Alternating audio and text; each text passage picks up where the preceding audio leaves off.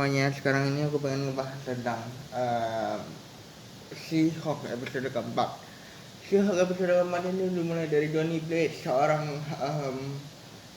magician amatir yang tidak pernah mendapat attention ke daripada penontonnya, sehingga dia menggunakan bisa dibilang dia adalah mantan murid ternyata dari Kamar Touch. Dia menggunakan cincin portal dari Kamar Touch untuk memukau para penonton ya. Wong yang mengetahui hal ini dari seorang korban yang terpukau dan dikirim ternyata ke Kamar Touch melalui si portal tersebut, akhirnya bisa untuk mensu atau ingin mengadili itu pesulap secara hukum, karena dia merasa bahwa Kamar Touch, kekuatan sihir dari Kamar Touch itu tidak boleh digunakan untuk hal-hal di luar keperluan dari mistik artnya Kamar Touch gitu ya. Si Wong ini akhirnya meminta bantuan She-Hulk atau Jennifer Walters untuk menjadi lawyernya, karena memang si lawyer ini atau Jennifer Walters ini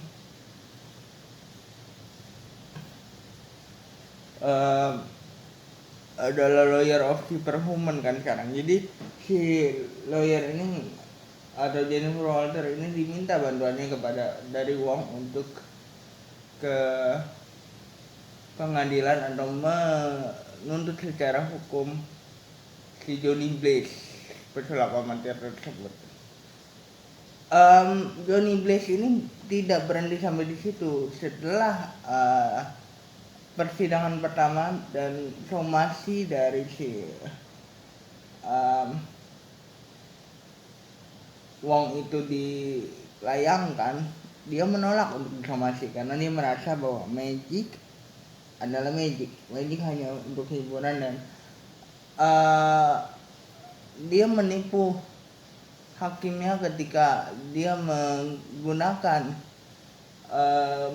trik-trik sulap sederhana untuk membuat hakimnya itu luluh dan mengira bahwa dia hanya menggunakan magic biasa. Tidak ada yang tahu bahwa Johnny Blaze ini adalah seorang yang pernah atau mungkin menyalahgunakan ilmu dari Kamar Touch atau ilmu Sorcerer Supreme yang diajarkan ke calon Sorcerer Supreme lainnya, dan tidak ada yang tahu bahwa dia adalah salah satu orang yang gagal untuk menggunakan Sorcerer Supreme skill tersebut. Johnny Blaze, by the way, ini namanya mirip kayak Ghost Rider ya. Akhirnya pun tetap menggunakan trik sulap amatirnya itu menggunakan cincin sakti dari Kamar Touch, karena dia merasa bahwa atau dia menolak somasi karena dia menipu si hakim tadi kan, sebagai orang yang memutuskan bahwa Johnny Blaze tidak bersalah karena memang dia menggunakan sihir untuk atau menggunakan trik sulap biasa untuk menghibur para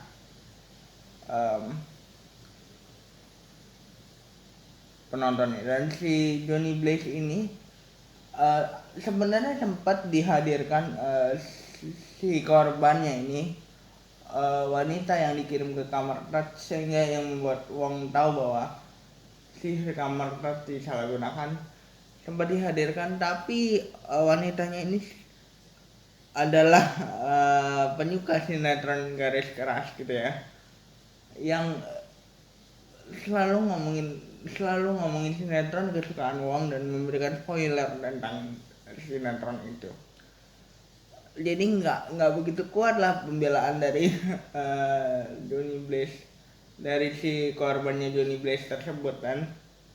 Nggak mau disomasi dan dia tetap menggunakan sihir Kamertat sebagai trik disulapnya. Tapi pada saat dia menggunakan sihir di Kamertat untuk kedua kalinya, untuk kesekian kalinya, untuk kedua kalinya, dan si sihir Kamertat itu akhirnya membawa portal yang salah, bukan ke Kamertat, bukan ke tempat yang indah, tapi malah ke salah satu tempat yang menghadirkan sebuah makhluk yang saya pikir adalah makhluk dunia sihir yang lumayan mengerikan dan lumayan bikin kacau. Di saat itu Jennifer Walters sedang berkencan dengan salah satu cowok yang dia temukan di Tinder, dan Wong hadir di situ untuk menjemput Jennifer untuk meminta bantuan. Nah, kita bisa melihat akhirnya Jennifer Walters sebagai She-Hulk lagi di sini. Ya, aku pengen bilangnya, pengen menelaah. Kalau misalnya kita lihat dari tempatnya, nanti aku kasih tahu ya kalau ada ya. Tempatnya itu seperti di mana ketika, atau lebih tepatnya bentuk makhluknya seperti makhluk yang ada di What If, ketika si Dr. Strange Supreme itu menggunakan Book of the Darkhold sebagai cara untuk menguasai dunia dan menjadi jahat. Dan juga tempatnya juga kayaknya refer kepada Mephisto, yaitu iblis di dunianya Marvel. Makanya kenapa namanya Johnny Blaze. Johnny Blaze itu dari Ghostbuster yang berkaitan erat sama Mephisto. Apakah Mephisto akan diperkenalkan di series ini? Aku pikir malah tidak. Marvel berkali-kali mengetis bahwa ada Mephisto di MCU, tapi belum pernah memunculkannya secara langsung gitu ya. Johnny Blaze bisa menjadi sebuah Easter egg yang merefer ke sana, tapi Marvel justru kayaknya akan memakai ritme yang sama, sampai akhirnya memunculkan Mephisto di masa depannya nanti. Merefer kepada apa yang terjadi di episode ini, kita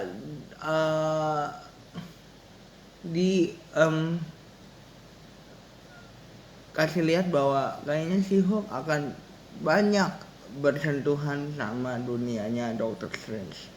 Mungkin karena Doctor Strange menjadi karakter terpenting menurut aku di dunianya Marvel, tapi apakah dia akan kembali menjadi fokus utama, atau lebih tepatnya Kamertat akan tetap menjadi fokus utama, Dr. Strange Supreme juga akan menjadi fokus utama setelah series ini, ataupun nantinya She-Hulk akan lebih terlibat di dunianya Darkhold ataupun dunia sihir yang dimiliki oleh Dr. Strange, karena dia udah berkecimpung di 2 episode ini sama Wong. Tentu saja aku bisa bahas seperti apakah kelanjutan dari series ini kita saksikan minggu depan. Jadi jangan lupa like, comment, and subscribe. Bye guys.